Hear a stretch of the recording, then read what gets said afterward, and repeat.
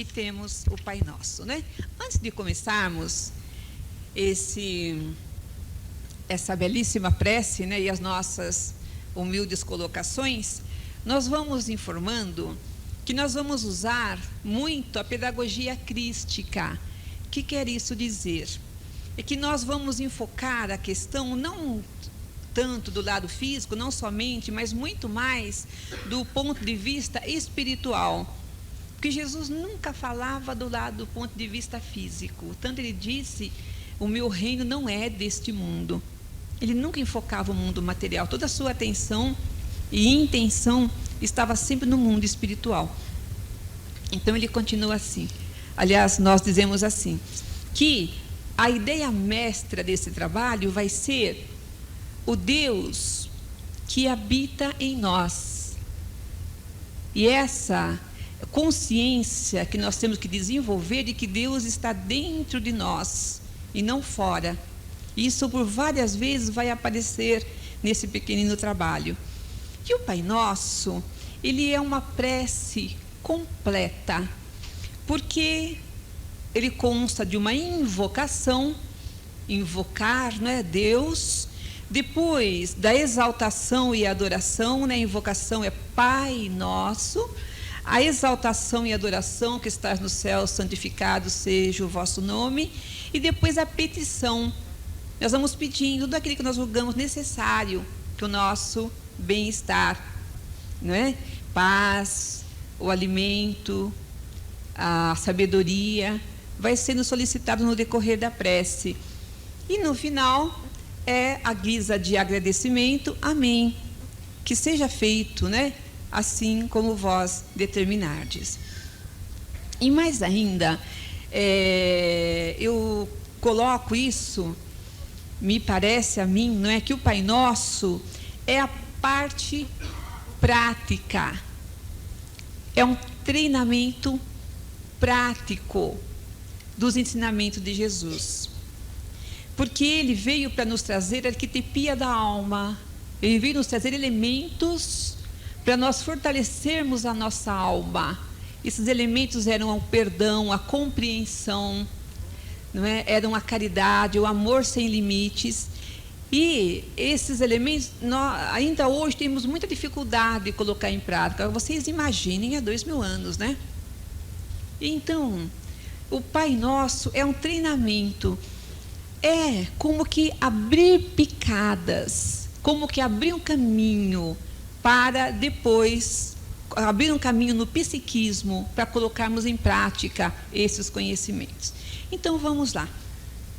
Quando dizemos Pai Nosso, nós estamos afirmando que nós temos um Pai, que não somos órfãos, que temos alguém que vele por nós.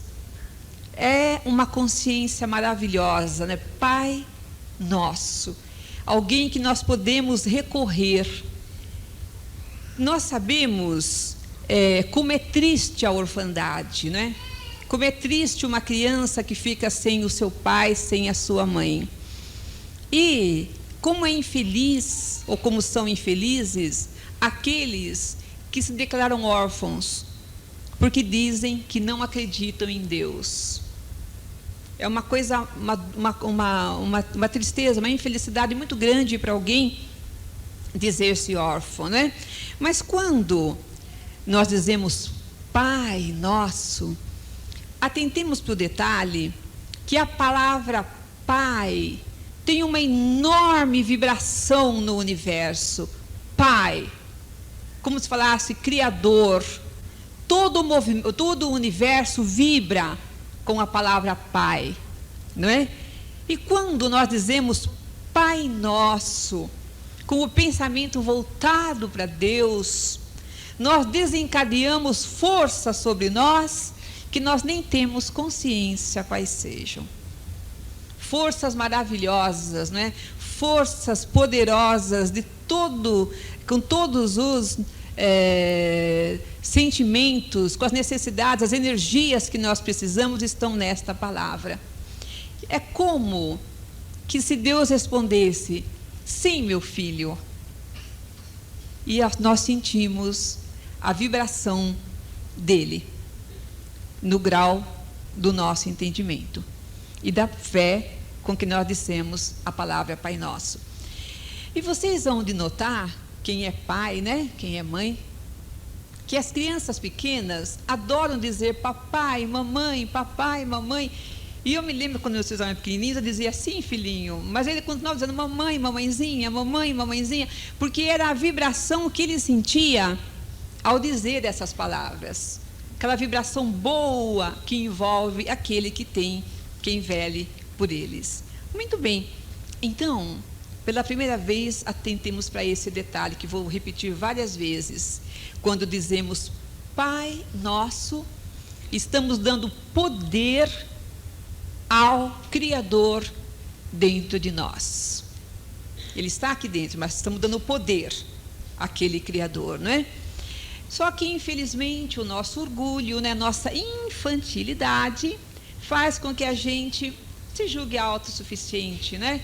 Eu posso tudo, eu faço por mim mesmo, tenho livre-arbítrio, e perdemos muito dessa força. Ao mesmo tempo que, às vezes, as pessoas não gostam de dizer Pai Nosso ou aceitar a paternidade divina, porque isso implicaria que temos um pai comum, quer dizer que somos todos irmãos, o que não agrada a alguns de nós, não é? Mas o versículo seguinte é este: que estais nos céus. Pai Nosso é da invocação, que estais nos céus, a exaltação. Onde é o céu? O próprio Jesus nos respondeu um dia: o reino dos céus não está aqui ou acolá, mas está dentro do coração de cada um. Então, novamente atentemos para esse detalhe. Deus e o reino de Deus estão dentro do nosso coração, da nossa consciência. Não dá para nos desligarmos do reino de Deus. E o próprio Jesus nos afirmou isso, e Kardec nos confirma quando o Espírito de Verdade lhe diz que Deus está dentro da consciência, mora dentro da consciência de cada um. Mas vejamos o que diz Jeremias, o profeta Jeremias, no capítulo 33, versículo 3, está assim: invoca-me e te responderei, anunciar-te coisas grandes e ocultas que não sabes. Invoca-me. É o que fazemos quando dizemos Pai Nosso, estamos invocando o Senhor. Então, hoje, a humanidade começa a compreender realmente que Deus reside dentro de nós. Era como se Deus fosse abrindo esses caminhos para que um dia nós tivéssemos essa consciência. Se Ele é onipresente, está em todos os lugares, está com certeza também dentro da nossa consciência. E vejam, se eu citei Jesus e Jeremias, é que essas questões já apareciam no Evangelho há 2000 anos, nos textos sagrados há 2000 anos, há muito mais de 2000 anos, e no Evangelho há 2000 anos, porque está em Jesus, quando ele diz assim: eu e o Pai somos um. E o próprio Cristo, citando os antigos, diz, não é? Não sabeis que sois deuses? Mas muito bem, então, uma coisa nós agora concluímos: que o Deus que milhões de pessoas no mundo inteiro recorrem e suplicam e fazem petições, está dentro de nós mesmos. É uma força que está dentro de nós.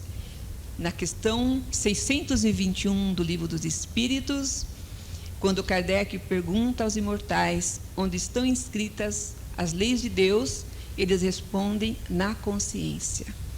Muito bem. Só que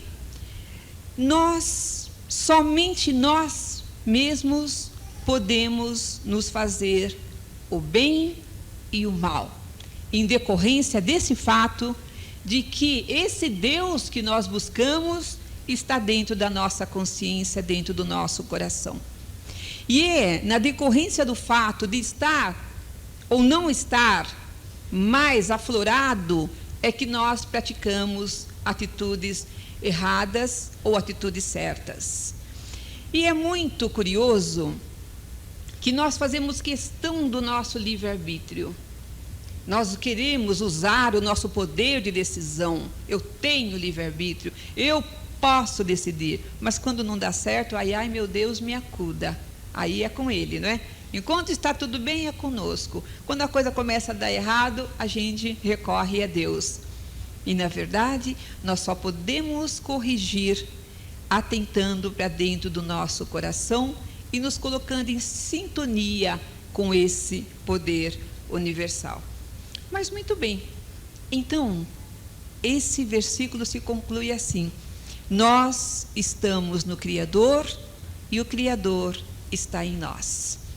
De posse desses conhecimentos, então, nós vamos verificando essa necessidade urgente que vai se desenrolar nesse trabalho de buscar mais e mais Deus dentro da nossa consciência, de liberar essa presença que está dentro de nós, mas que, como se fora um diamante brilhante, nós enlameamos essa presença com os cascalhos do nosso orgulho e dos nossos maus comportamentos, não é? Muito bem, nós, como a sua criatura, se há um Criador, há uma criatura, nós temos todos os atributos de Deus. Deus possui todos os atributos, elevado ao grau máximo de perfeição, que não está, claro, na nossa capacidade de compreender. Mas se nós somos a sua criatura, todos esses atributos divinos estão dentro de nós também. Nós também somos o amor perfeito, a bondade perfeita, a ternura perfeita, a saúde perfeita, não é? Enfim, nós também somos a perfeição. Mas como liberar esses atributos que estão dentro de nós? Então, nós temos as seguintes colocações a fazer. Primeiro, isso é o que nós mais realizamos, não é? Mas atenção, nunca conceder qualquer poder ao que não venha de Deus. Nunca conceder qualquer poder ao que não venha de Deus. Isto é, que não esteja de acordo com os seus atributos. Se os seus atributos são esses que eu acabei de mencionar: saúde perfeita, amor perfeito, a compreensão perfeita, a tolerância perfeita, o perdão perfeito, eu não posso dar poder ao que não seja desta origem. Porque Deus é eterno, os seus atributos são eternos. Os sentimentos contrários a esses atributos são temporários, exatamente porque o mal é temporário e apenas o bem é eterno.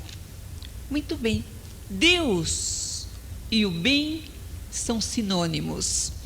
Então, se eu quero cultivar Deus dentro de mim, eu tenho que cultivar a honestidade, a integridade, a paz, a harmonia, o equilíbrio, a indulgência, o amor por excelência, todos esses atributos divinos.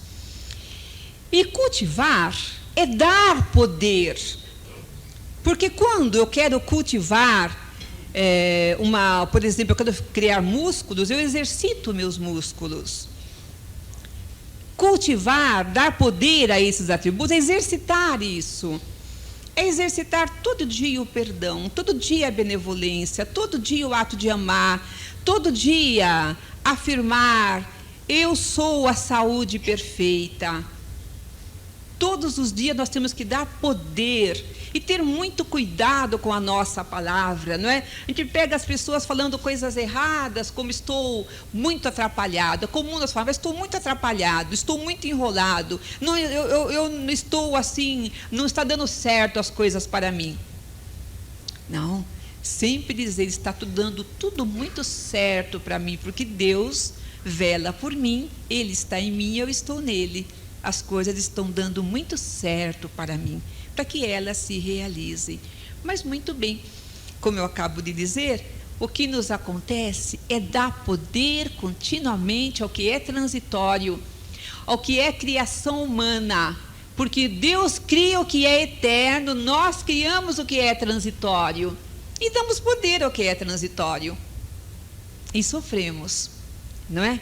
Muito bem, os irmãos vão de ver que estudamos muito, agora não teremos tempo para falar sobre isso, da nossa evolução enquanto espíritos eternos, começando lá no reino mineral, passando pelo reino vegetal, caminhando pelo reino animal e chegando ao reino hominal, na direção do reino angelical, não é?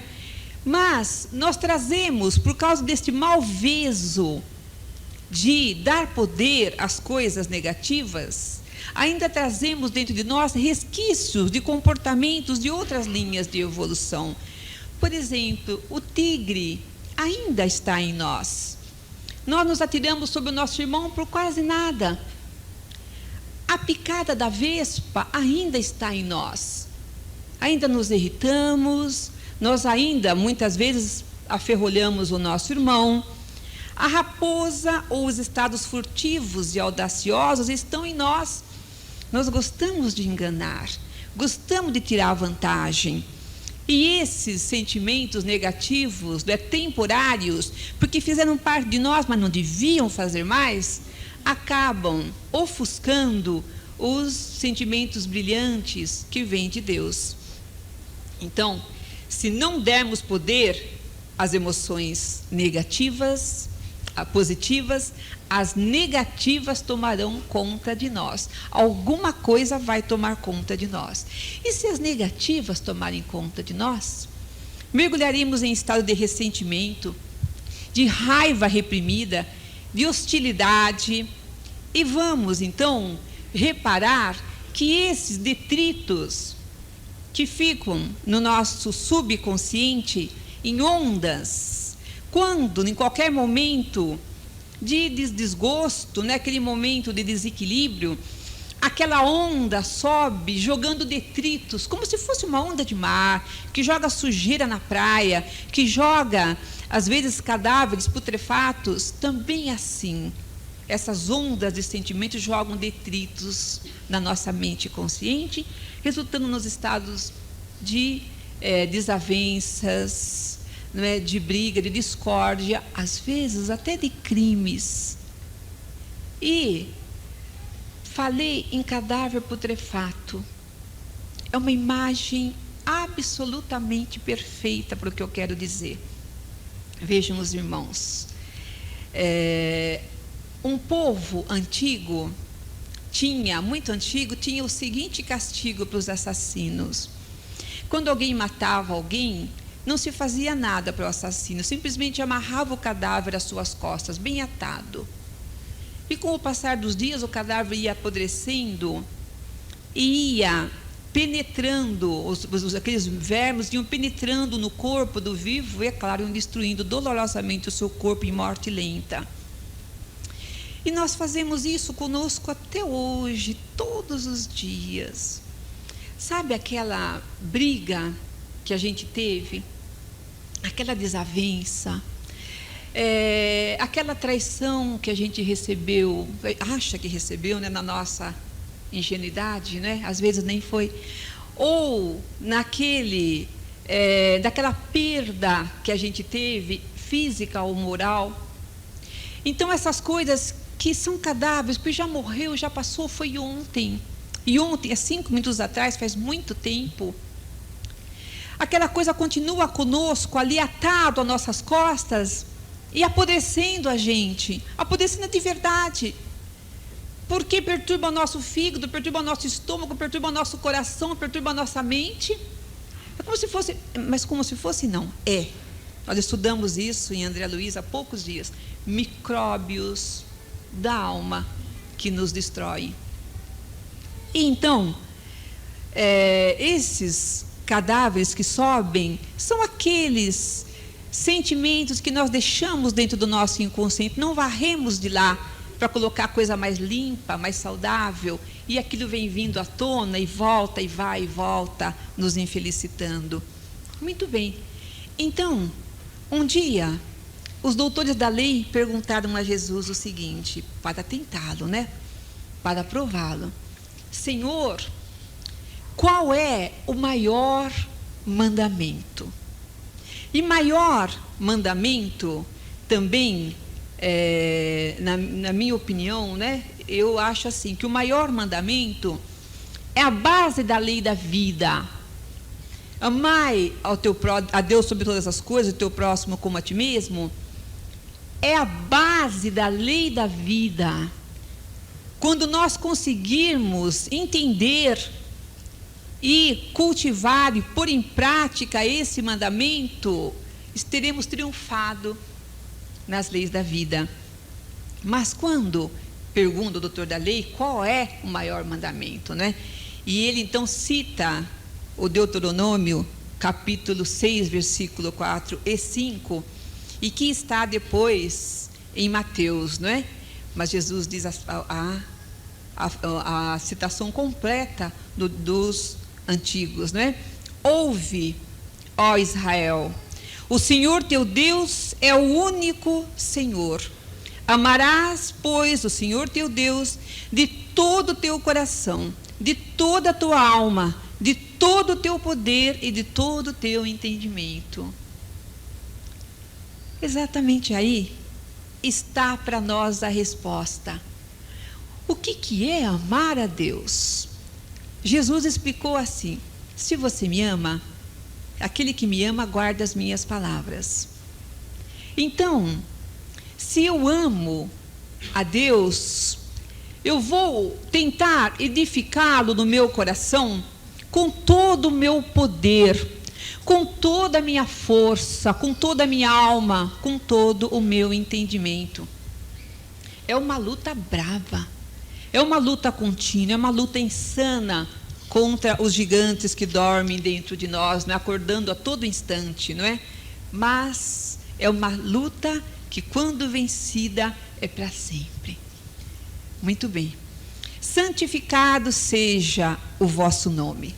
Como nós dizíamos, infelizmente, grande parte da humanidade terrestre cedeu às emoções negativas, ao ódio, ao ressentimento, à hostilidade, e isso resultou no medo. Síndromes do pânico é o que a gente mais vê hoje em dia, não é? Resultado de ter acalentado esses sentimentos em nossos corações. Porque passar a vibrar em nível inferior faz um mal muito grande à nossa saúde física e mental. Pega o motor do teu carro, pega o liquidificador da tua casa e põe numa rotação, numa vibração diferente, e veja o que acontece com o teu motor. O universo vive em vibração contínua, e para que nós tivéssemos saúde perfeita, equilíbrio perfeito, teríamos que estar vibrando numa frequência o mais próxima possível do mundo superior. Quanto mais a nossa vibração cair, e nós somos mesmo, nosso cérebro é muito semelhante a um aparelho elétrico, nós deterioramos a nossa máquina física e a nossa máquina mental, a tal ponto de um dia nascermos com o nosso cérebro completamente danificado, como acontece com os nossos irmãos que portam problemas mentais. Muito bem. Então, quando nós dizemos santificado seja o vosso nome, quando fazemos essa exaltação ao Senhor, nós estamos vivificando e restaurando o nosso ser físico e psíquico. Nós estamos restaurando o nosso cérebro. Cada vez que nós dizemos santificado seja o vosso nome, estamos restaurando toda a nossa máquina física e mental. Por quê? Porque estamos abrindo picada para uma atitude maior. E qual é essa atitude? Essa atitude será a de santificarmos a nós mesmos. santifique-se. Em vez de só dizer santificado seja o vosso nome, santifique-se. João, no capítulo 17, versículo 19, coloca assim: e a favor deles eu me santifico, para que eles também sejam santificados na verdade. Ele se santificou para poder evangelizar, para poder levar os outros com ele, e conseguiu, até hoje. Então, não dá para tentar mudar os outros, só dá para tentarmos mudar a nós mesmos. A primeira coisa que nós temos que fazer é não julgar ninguém, como Jesus falou há 2000 anos atrás. É uma luta dura, né? Porque a cada momento estamos julgando um, estamos julgando o outro. Parece que não conseguimos viver sem esse procedimento, mas é uma luta a ser encetada. E depois, eu não devo estabelecer conceitos, rotular meu irmão, você é isso, você é aquilo, ele é daquilo. Não. O que eu vejo do meu irmão é a aparência. Eu não sei o que está no fundo dele. O que é que ele sente? Eu não sei. Não tenho capacidade de ler lá no fundo, como tinha o divino psicoterapeuta, que olhava no fundo de nós, sabia a nossa necessidade e arrancava o que de melhor havia em nós. Nós olhamos aparências e queremos estabelecer o nosso juízo. Aliás, na verdade, eu devo devotar muito cuidado com o conceito que eu faço de mim mesma, muito mais do que com os outros, de mim mesma, pois que o conceito que eu faço de mim é o mesmo que me leva a ver o meu irmão daquela maneira. É porque eu sou de uma certa maneira que eu acho que o outro é. Ele às vezes nem é, às vezes é, mas pode ser que não seja. Mas porque eu penso assim, eu acho que os outros também pensam. Então o cuidado que eu tenho que ter é com o conceito que eu faço de mim mesma. Porque as pessoas dizem, como eu acabei de dizer, eu sou assim, eu estou assim. Cuidado, não somos assim. Podemos estar naquele momento, mas temos uma obrigação urgente de mudarmos para um estado melhor. Então, nós estudamos muito sobre projetar nossos defeitos nos outros, não é? Muitas vezes o defeito que a outra pessoa tem é o defeito que nós projetamos nela. Porque vejam os irmãos, que verdade maravilhosa. O mundo que eu vejo é o mundo que eu sou. O mundo que eu vejo é o mundo que eu sou. Quando eu vejo podridão no mundo, a pessoa diz: o mundo está podre, o mundo está acabado, não tem mais jeito. Mas eu sou assim. Porque quando o meu coração estiver puro, eu vou ver o mundo puro. Porque, na verdade, o mundo é puro e há muito amor no mundo. Porque um grupo de irmãos nossos, ínfimo, em comparação com a imensa população do planeta, tem atitudes desvairadas, insanas. Nós queremos colocar o mundo assim. O mundo é maravilhoso e todo erro que está nele é de nossa responsabilidade. Então, se o conceito que eu tenho de mim mesma é digno e nobre, a imagem e semelhança de Deus, se eu tenho o conceito de mim como realmente a sua criatura, eu não vou ver o mal em ninguém ou em coisa alguma. Posso até não concordar com o comportamento de uma outra pessoa, temos o dever de não concordar, mas não vou condenar. Vou sentir que é uma coisa transitória e vou até vibrar para que aquilo seja realmente o mais transitório possível, não é? Muito bem. Então, quando nós nos santificamos, nós estamos santificando os outros. E vejam os irmãos, que coisa curiosa também me ocorreu nesta semana. Um dos nomes de Yahvé, o Deus Uno dos hebreus, por isso foi que Jesus nasceu lá, porque eles tinham o conceito no coração do Deus Uno é eu sou. Os irmãos devem ter visto já nos livros sagrados, não é? Eu sou. Muito bem. Vamos pensar um pouquinho na importância dessas duas palavrinhas. Eu sou. Porque se eu sou a sua criatura, e se eu tenho todos os atributos dele, eu também sou. Eu tenho também esse atributo. Como se fosse uma argila que a gente ainda molda. Você é bom, você é saudável. Porque assim nós vamos nos tornando. Esse eu sou vai ser o eu sou na correlação com a vibração divina e vai realmente nos trazer os estados de paz de que necessitamos. Cada vez que eu afirmo eu sou dessa forma, eu ressuscito essas qualidades que estavam adormecidas. Porque, na verdade, eu sou iluminada. Eu sou todos os atributos de Deus. Mas a gente acaba deixando aquilo a ser obscurecido, para dizer outras palavras, eu sou e coisas negativas. Mas quando eu digo positivamente que eu sou essas coisas, eu estou reavivando essas coisas que já estavam mesmo dentro de mim. Estou dando poder a ela. Aqui vale, inclusive, um conceito moderno da neurolinguística. Muito cuidado com o que você se programa para ser. Porque as pessoas dizem assim, estou indo muito mal na escola, eu vou ficar reprovado. Você está se programando para ficar reprovado. Eu vou ser assaltado. Você está se programando para ser assaltado. Ou eu vou ficar doente. Você está se programando para ficar doente. Nós temos que nos programarmos só positivamente. Eu vou me esforçar porque sou iluminado, porque vou estudar, eu vou compreender e vou passar de ano. Porque sou iluminado, meus caminhos estão abertos, vou arrumar um emprego.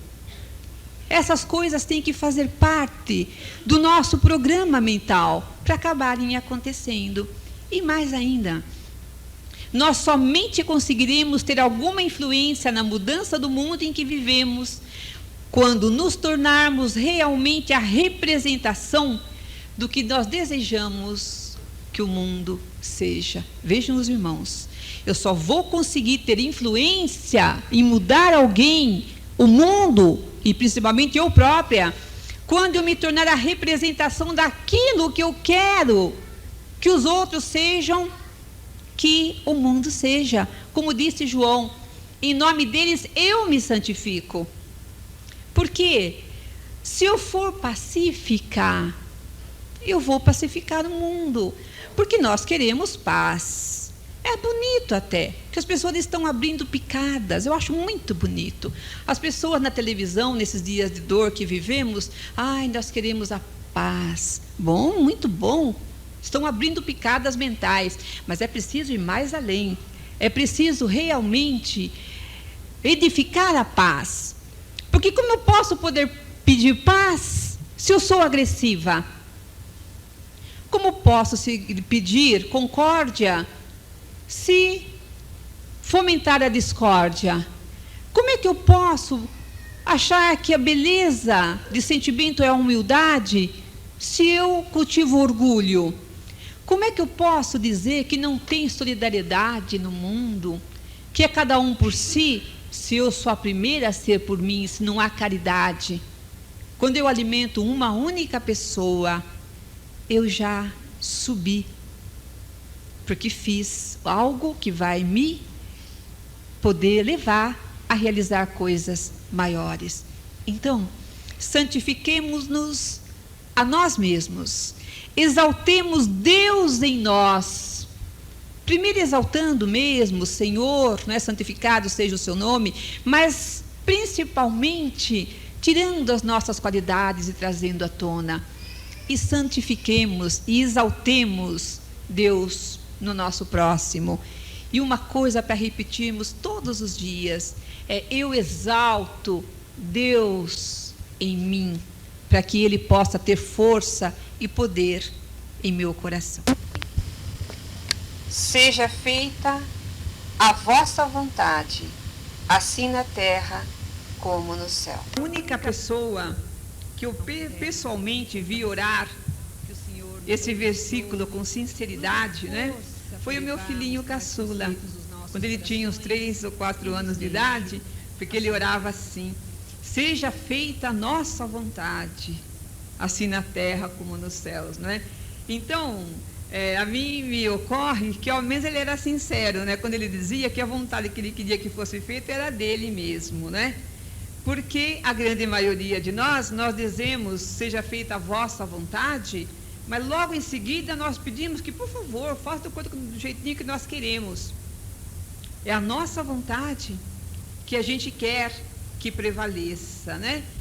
E nós nos esquecemos, não entendemos ainda no nosso estágio evolutivo que a vontade de Deus é sempre boa, digna e justa para com todos nós. O Evangelho segundo o Espiritismo, no capítulo Sede Perfeitos, está assim: o homem de bem tem fé em Deus, na sua bondade, na sua justiça, na sua sabedoria. Sabe que nada ocorre sem a sua permissão, e a tudo se submete sem murmurar, né? E em Francisco de Assis nós vimos também uma prece maravilhosa que era assim: em tudo vos dou graças, Senhor, por ser essa a vossa vontade em Cristo Jesus para comigo. E no Salmo 1 de Davi nós vamos encontrar assim: antes o seu prazer está na lei do Senhor, e na sua lei medita de dia e de noite. Então, tomando esses ensinamentos como base, vamos então fazer os nossos comentários, não é? Muito bem. Nada, em circunstância alguma, deve nos afastar da nossa fidelidade, da nossa lealdade a Deus. Porque nós já aprendemos, está lá no Evangelho segundo o Espiritismo, que fé, essa palavra vem do latim, fides, fidelis. Fé quer dizer fidelidade aos caminhos da nossa predestinação. Fidelidade aos caminhos de Deus em nós. Por que os caminhos, a vontade de Deus? Porque nós, como a sua criatura, viemos para realizar a sua vontade, e os caminhos da nossa vida são os caminhos que Ele estabeleceu para nós. Por isso dizemos os caminhos de Deus, porque são os caminhos que Ele estabeleceu para pontilharmos e efetuarmos a nossa evolução espiritual. Então, eu falei ainda há pouco em abrir picada no psiquismo. Olha uma frase perfeita nesse sentido.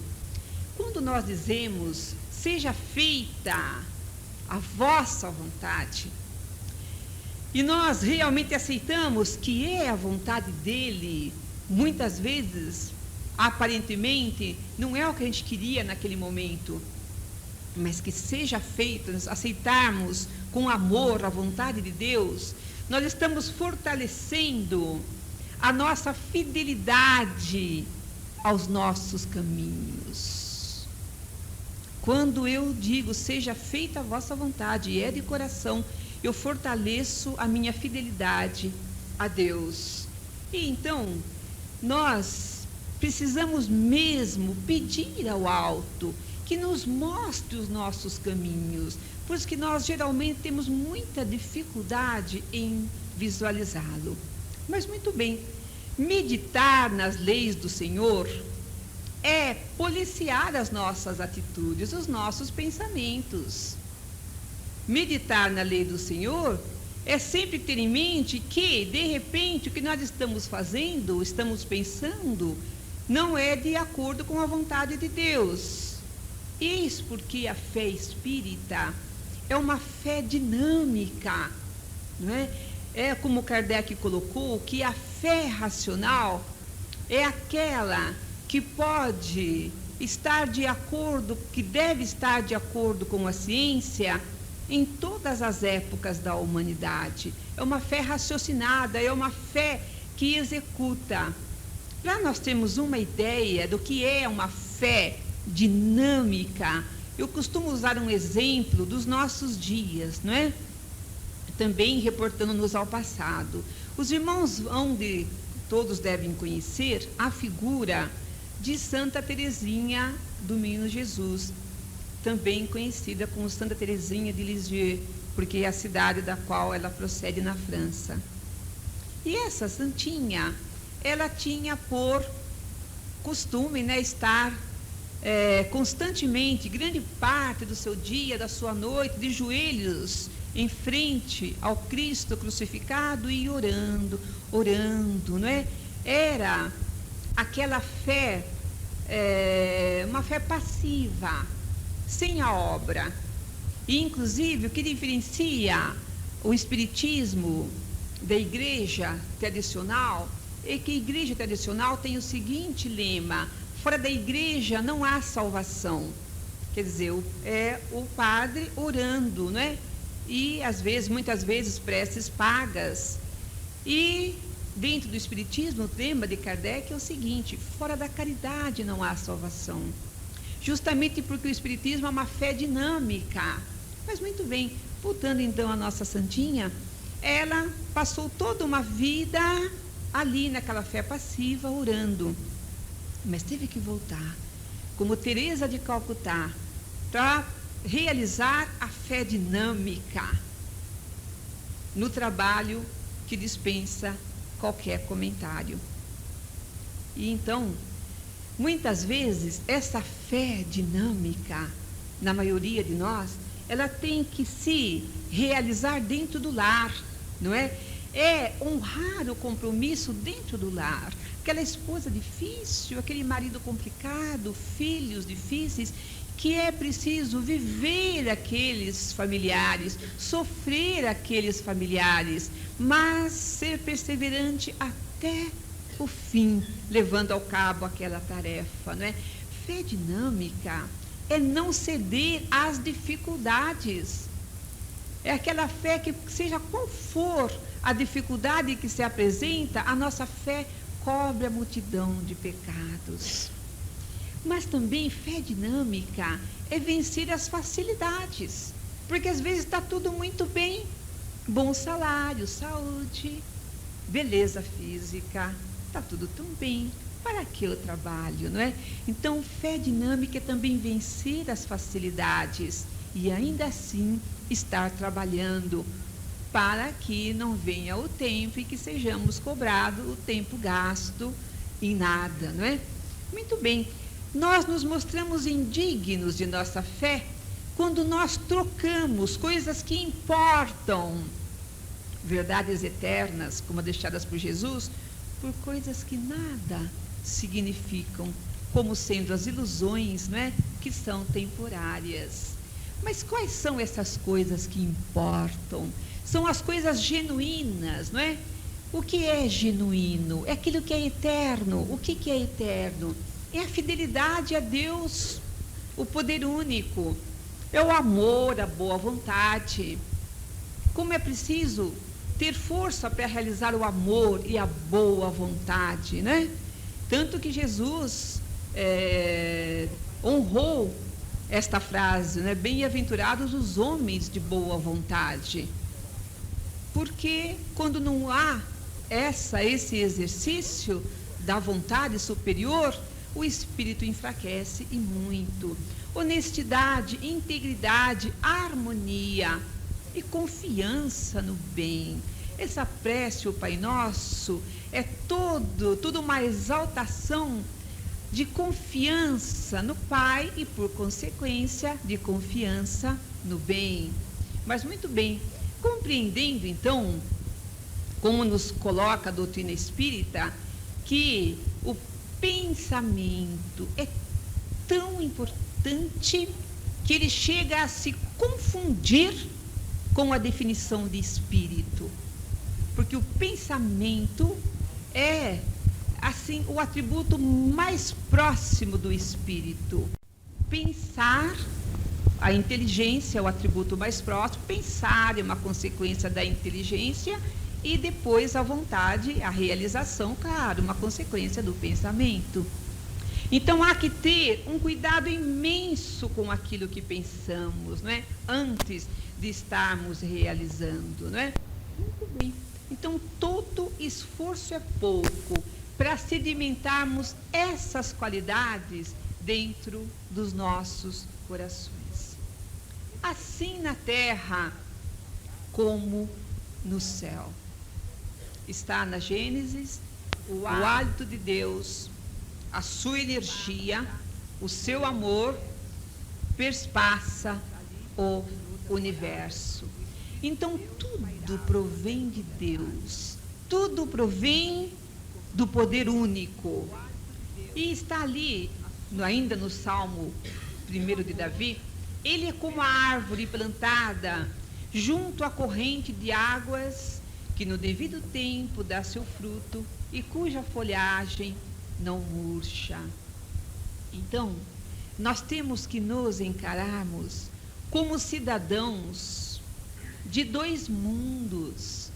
Nós, enquanto espíritos eternos que somos cidadãos de dois mundos. Ora estamos no mundo espiritual, ora estamos no mundo material. Mas quando nós estamos no mundo material, devemos viver a vida do mundo. Nós estamos aqui, nós temos que viver a vida daqui. Inclusive, a doutrina espírita não é uma doutrina de tristeza nem de negações.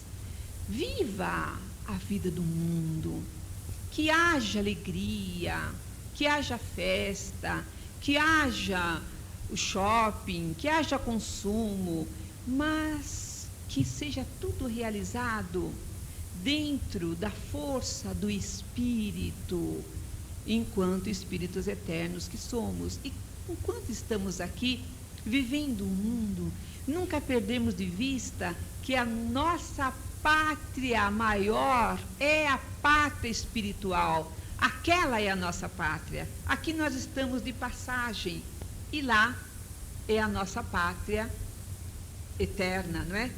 Imortal. O pão nosso de cada dia dai-nos hoje. Ainda está em Juízes, capítulo 18, versículo 10, assim: quando lá chegardes, achareis um povo seguro, e a terra é ampla, porque Deus vos-la entregou nas mãos, lugar onde não falta coisa alguma que há na terra. E é de uma beleza tão grande, porque a mim me parece que na linguagem assim, pobre, não é? No conhecimento circunscrito, limitado dos nossos irmãos há tantos milhares de anos, isso quer dizer o seguinte, que Deus nos preparou uma escola espiritual, que é exatamente isso, não é? Deus vos-la entregou nas mãos, lugar onde não falta coisa alguma. Tem tudo na terra, querida, na santa oportunidade de cada recomeço. Então, quando nós vimos a terra, é uma oportunidade de começar, uma oportunidade de realizar tudo o que Deus espera de nós.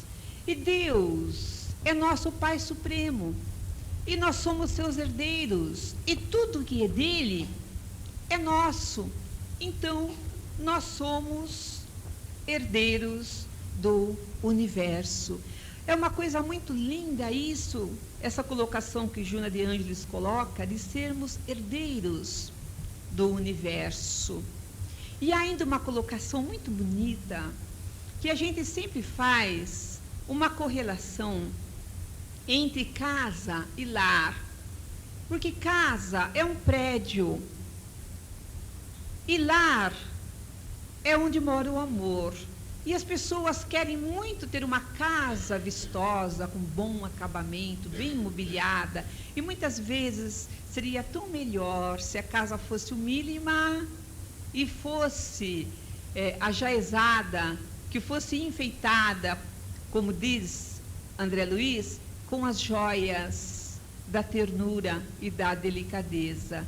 Então, fazendo essa correlação, Jesus disse assim: na casa do meu pai tem muitas moradas. Ele não disse tem muitos mundos, porque na verdade morada está para lar, assim como casa está para mundo. É como se na casa do meu pai há muitos lares, há muitos lugares de amor para nós nos realizarmos. Mas vejam bem os irmãos, tudo é obra de Deus. Ele nos deu tudo, tudo vem do Senhor. E nós temos que dar apenas uma coisa àquele que nos deu tanto. Não que ele tenha necessidade dessa coisa, mas para nós é fundamental que demos isso, que é a nossa fé em Deus. E tudo será feito de acordo com a nossa fé e com a vontade dele, que é sempre boa, digna e justa para todos nós. E muito bem, por nós termos consciência dos versículos anteriores, se nós conseguimos colocar em prática, pelo menos um pouco, o que já vimos até agora, essa fé estará se realizando em nós. Porque, na verdade, nós temos todos os dons de Deus latentes em nós. Deus tem todos os atributos que o nosso mundo conhece, porque ele tem outros atributos que nós não temos nem conhecimentos quais sejam, mas ele tem todos os atributos que nós conhecemos elevado à máxima potência. Como nós somos a sua criatura, esses atributos estão em nós também. Nós também somos a bondade perfeita, o amor perfeito, a justiça perfeita. O que nós temos que fazer é que esses dons aflorem em nós. Isso que eu volto a dizer que é o Pai Nosso, é abrir picada no nosso psiquismo, para que esses dons venham para fora. Então, primeiro é preciso compreender e sentir algumas verdades eternas. Primeiro, que a riqueza de Deus está presente em nossas vidas, que Ele é Pai generoso, que tudo nos dá, mas que a busca, que essa riqueza, como disse Jesus, ela está consignada, ela depende do fato de nós buscarmos o reino de Deus e a sua justiça, como disse Jesus, e tudo mais vos será acrescentado. Então nós nunca devemos nos sentirmos pobres, não é de nada, nem de coisas materiais, nem de coisas espirituais. É certo que muitas vezes nos faltam algumas coisas, que às vezes até nos parecem fundamentais. Mas devemos encarar cada falta em nossa vida, quer seja no âmbito espiritual, às vezes afeto, às vezes uma companhia, às vezes amizades, quer seja no plano físico, às vezes até o alimento, que qualquer falta que nós tenhamos deve ser encarada por nós como um aprendizado, porque é que nós temos necessidade daquilo. O que é que a vida quis nos mostrar, nos dando a oportunidade da carência aparente. É carência aparente mesmo, porque é um momento da nossa vida eterna. Pode até durar um espaço que para nós pareça largo, mas é um segundo na nossa vida eterna. E essa carência que nos dá uma lição. É como as limitações que nós nascemos. Às vezes vejo uma pessoa com uma limitação física qualquer e fico meditando, não é? Qual a necessidade daquele espírito para que ele viesse com aquela limitação? Por que precisou? Não tenho pena né? Coitado que está faltando. Também não é achar bem feito, porque com certeza não há injustiça no cosmos, foi porque você errou. Não é assim. É visualizar, meditar, por que será? E do fundo do meu coração uma prece se eleva, que ele aproveite bem aquela oportunidade, que ele aproveite aquela limitação e a dor que aquela limitação está lhe trazendo para o seu crescimento, não é? Nós devemos ter muito cuidado com as nossas palavras, com as nossas atitudes, porque quando dizemos está me faltando, não tenho, está tudo muito mal, estamos abrindo picadas para que realmente não tenhamos, para que tudo fique muito mal. Devemos ter palavras exatas, palavras de confiança, que a riqueza de Deus circula em nós, que nós temos tudo o que necessitamos e mais, porque a bondade de Deus é ilimitada. Olha que coisa mais poderosa. Somente eu posso me dar a paz. Quando eu me sintonizar com a paz do universo, ninguém pode me dar a paz. As pessoas dizem assim, as pessoas tiram a minha paz. É você que não me dá paz. Se eu me separasse daquele marido, daquela esposa, eu teria paz. Não é assim. Ninguém pode tirar a nossa paz. E ninguém pode nos dar a nossa paz. Só teve um que dizia: minha paz vos deixo, a minha paz vos dou. E mesmo assim, nós não temos tempo para seguir por esse caminho. Ele exigia que nós nos fizéssemos depositários fiéis daquela paz. Significava mudança. Ninguém pode nos fazer infelizes, só nós podemos. Mas nós nos tiramos a paz quando nós buscamos infelicitar os nossos irmãos e quando nós nos infelicitamos com atitudes erradas, não é? Nós tiramos a nossa paz quando não somos pacificadores e nos damos a paz quando somos pacificadores, como Jesus disse: bem-aventurados os pacificadores, porque serão chamados filhos de Deus. Muito bem. Somente eu posso me dar a força. Ninguém pode me fazer forte, não é? E eu preciso desprezar, deixar de lado qualquer atitude que roube as minhas forças, que mine as minhas forças. A descaridade, que é sinônimo de egoísmo, mina as nossas energias, porque não gera energia. Estados de cólera, todo mundo sabe, depois de um estado de raiva, a prostração que nos abate. Agressões contra o próprio corpo, como o uso do álcool, do fumo, das drogas, também a irritabilidade constante, estados de melancolia. Tudo isso rouba a nossa paz, não é? Como é que podemos, a nossa força, como é que podemos construir a nossa força? Gerando trabalho construtivo e tendo pensamentos assim: o poder de Deus flui através de mim, dando-me vitalidade, revigorando todo o meu ser. Nós sempre repetimos: somos regidos pelas forças dos nossos pensamentos.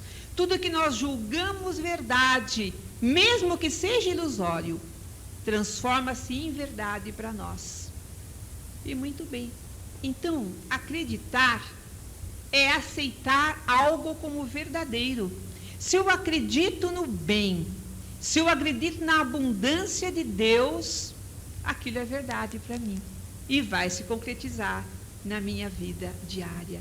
E o pão não nos faltará em nenhum dos níveis da nossa vida, quer seja físico, quer seja psíquico. E ainda uma vez o Salmo de Davi: quando lá chegares, achareis um porto seguro. Quer dizer, quando vimos a esse mundo, o amor de Deus vem à nossa frente, tornando o nosso caminho reto, alegre e feliz.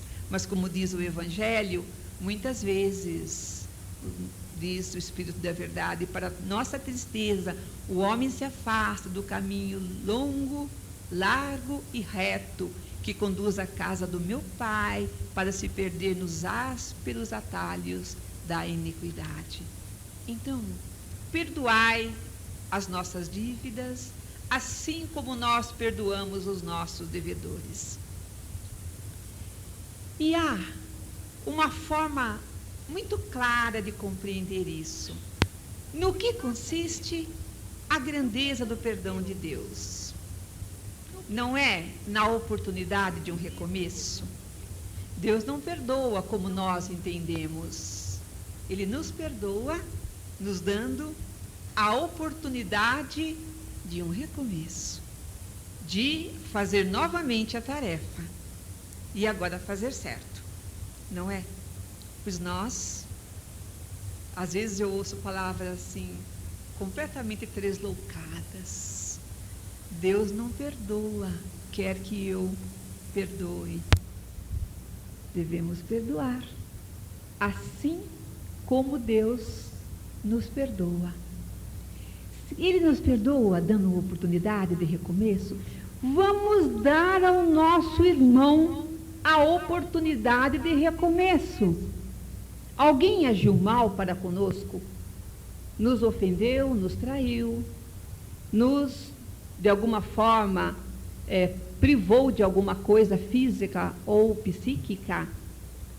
Vamos dar ao nosso irmão a oportunidade do recomeço. Mas como é que Deus nos dá a oportunidade do recomeço? Deus fica nos amaldiçoando, nos criticando, lançando anátema sobre nós? Não. Ele nos abençoa. Deseja para nós o melhor dos melhores. Nos mantém em contato com os seus embaixadores de luz. Nos semeia a mente de boas ideias e provê para que a gente possa ter um recomeço melhor.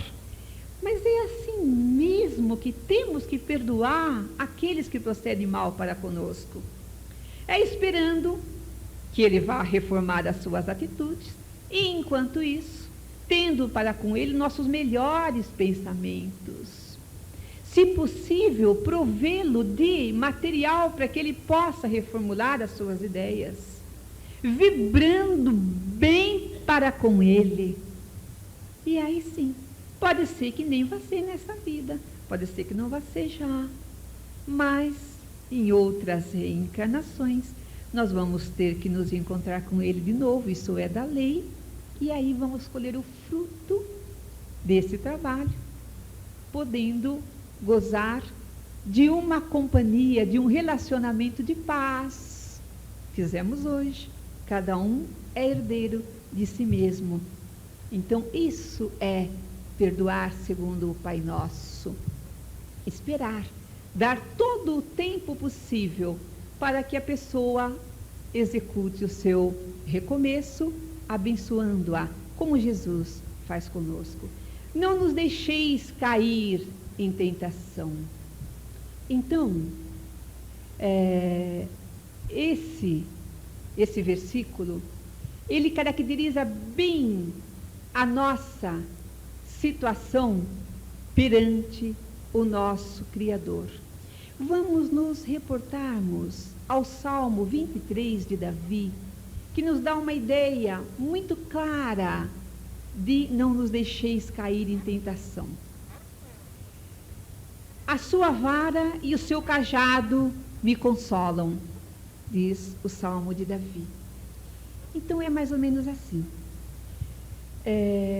Na antiguidade, Jesus, em todos os tempos, nos colocou numa relação de ovelha e de pastor.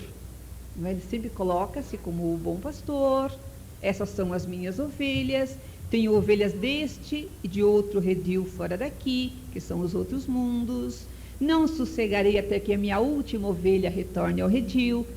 Em muitos aspectos, ele colocou uma relação entre o pastor e a ovelha, entre o Senhor e a sua criatura. Mas muito bem, então, as ovelhas são animais frágeis e obtusos, não é? Sempre à mercê dos atacantes ou de animais selvagens. Nós nos parecemos um tanto, não é? Estamos sempre à mercê do mal. Então, o cajado nos tempos antigos era uma peça de apoio com mais de 2 metros de comprimento, muitas vezes, e que tinha uma das extremidades como que com um gancho, né? E o que o pastor fazia? Quando uma ovelha caía numa ribanceira, ou ela caía de alguma forma, o pastor a enlaçava com o seu cajado e a trazia de volta, e muitas vezes levava em seus braços até o aprisco. Então, é essa a correlação que nós deveremos entender psiquicamente, é claro, que Deus sempre nos ampara, está sempre velando por nós, está sempre nos retirando do mais fundo da nossa queda para nos trazer em seus braços para os nossos recomeços. E mais ainda, no Salmo 46 está assim: Ele é o socorro presente nas nossas tribulações. Então, na nossa prece sempre deve estar assim: não nos deixeis cair em tentação. O que significa? Quando oramos, não nos deixeis cair em tentação, nós estamos abrindo uma picada, porque estamos pedindo. Dizem os nossos maiores que não há prece que fique sem resposta. Quando eu digo com sentimento, sentindo cada palavra, não me deixa cair, é como se o pastor fosse com o cajado e me pega. Se por acaso, por minha imprevidência, por minha obtusidade, eu chegar a despencar. Livrai-nos do mal. Amém. É paradoxal o momento que a humanidade vive, não é? Nós temos um sistema de segurança social e solidariedade humana como nunca foi visto. Temos regalias nos empregos, 13º salário, saúde e desemprego, cestas básicas, estabilidade no emprego até certo ponto. Temos conquistas sociais que deixariam pasmos nossos irmãos de 200 anos atrás. E, no entanto, a insegurança e o medo campeiam em nossos corações. Aí as pessoas dirão assim: não, mas é por causa da criminalidade que está por aqui. Realmente, não é? Ao lado dessa segurança social, nunca houve tanta indulgência para com os criminosos. Parece que os códigos penais foram feitos para proteger o crime. E a gente fica sem entender muito bem, não é? Esse impasse que nós estamos vivendo. A liberdade de imprensa, a censura, liberou tudo. Cantores podem conspurcar os ouvidos infantis dos nossos filhos, quando permitimos também, né? Os pais estão responsáveis por deixar que as crianças ouçam qualquer tipo de música. Às vezes até compram e colocam na mãozinha da criança inocente. Mas a censura não protege, está ali. Qualquer tipo de programação, mesmo na televisão, às vezes ficamos pasmos com o que nos é dado observar em qualquer horário. Mas muito bem. Por outro lado, nós somos espíritos eternos. E nós temos as leis de Deus gravadas em nossas consciências. Então nós sabemos o que é certo e o que é errado. Então, a mim me parece que essa insegurança interna, essa mágoa, essa angústia que campeia em nosso coração, é como que um castigo para o homem contemporâneo, que é muito mais interno do que externo. Esse medo é um medo de nós mesmos, muito mais do que vem de fora. O medo que vem de dentro é muito maior, muito mais forte do que o medo que nós enfrentamos na rua. E é mesmo, não é? O medo é um sentimento interno. Quanto mais devedora é a pessoa, mais medo ela tem. E é lógico, é assim. Quem não deve, não teme. Quem muito deve, muito teme. E o medo da pessoa, ela sabe que a qualquer momento ela vai ter que se confrontar com o mal que ela já gerou. E ela chega a ter um medo tão grande que não quer mais sair para fora da porta. São síndromes. O medo é dela. Porque se ela tivesse aquela segurança que vem de Deus, no cumprimento das suas leis, ela saberia que está nas mãos do Senhor. Estamos todos sob o cajado do pastor. Ele nos retira do mal a qualquer momento. Então, quando nós temos a consciência pacificada e o dever cumprido, nenhum mal pode estar conosco, não é? Então, o medo que nós temos de nossos irmãos imersos no crime é também o medo de nós mesmos, não é? Vejam os nossos irmãos, os nossos governantes, não é? Fazemos com que eles criticamos, não é? Dizemos que o governo está podre, que há só corrupção. Devíamos ter todos uma atitude assim, suplicar a Deus que só colocasse nos cargos, nas diversas posições de governo, homens e mulheres de bem. Quando toda a humanidade orar nesse sentido, nós teremos melhores governantes. Porque, infelizmente, dizem que os governos que nós temos, né, são de acordo com o nosso merecimento. Cada povo tem aquele governo que merece. Mas, então, um último conceito que nos direcionará. Nós temos entendido que há uma mente de massa. São milhões, aproximadamente 5 milhões de almas, de focos de pensamento que caminham na mesma direção. São ondas 5 bilhões de conjuntos de ondas eletromagnéticas produzindo o mesmo tipo de pensamento. E se você não lutar para sair daquela massa, que infelizmente a maior parte dos pensamentos são negativos, nós vamos seguir o pensamento de massa. E então, essa mente de massa vai se impor sobre nós e a nossa vida vai ser uma confusão. Então nós temos que impor pensamentos de luz numa força muito grande, impor pensamentos retos para que vibremos numa outra direção e que essa massa não tenha poder sobre nós. É uma luta, mas é uma diretriz que podemos tentar seguir. E encerramos com Paulo em Coríntios 2, na carta aos Coríntios, número 2, onde ele diz assim: por isso vos tirei do meio deles, separei-vos, diz o Senhor, serei pai e sereis filhos para mim. Esses são os nossos comentários, não é? E eis porque Jesus disse: livrai-nos do mal. Porque ele não disse livrai-nos dos maus, livrai-nos do mal, porque enquanto nós estivermos livres do mal, nós teremos conservado a paz, a tranquilidade e a serenidade, e somente assim nós vamos estar mentalmente sintonizados com o nosso Senhor. Que o Senhor nos abençoe e nos dê a sua paz.